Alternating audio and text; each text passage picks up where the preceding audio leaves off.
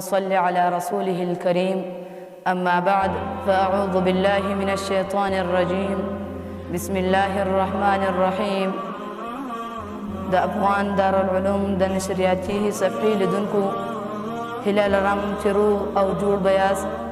نن زه غواړم چې تاسو ته د الله جل جلاله د 9 نوي له نومونو څخه د یوه نوم د ذکر کولو فایدې او وختونه در بیان کړم چې هغه نوم دا ده الملک جل جلاله.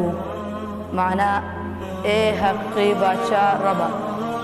اوله فایده، که څوک د هر سهار له لمانځه وروسته ډېر ډېر دغه مبارک اسم ووایي، الله جل جلاله به یې غني کړي انشاء الله.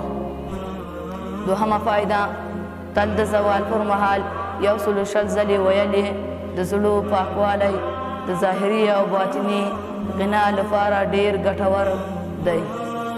درېیمه فایده، که څوک همیشه ملک القدوس ووایي، په خپله دنده وفات شي نفس به یې تابع شي. همدغه راز همیشه ویلې د عزت او د مرتبې د ترلاسه کولو لپاره ډېر ګټور او مجرب دی.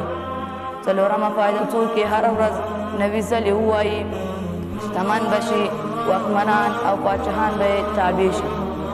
پنځمه فایده، څوک یې د لمر ختلو پر مهال 3000 ځلې ووایي، مراد او مقصد به یې پوره شي انشاء الله بتوفیق الله.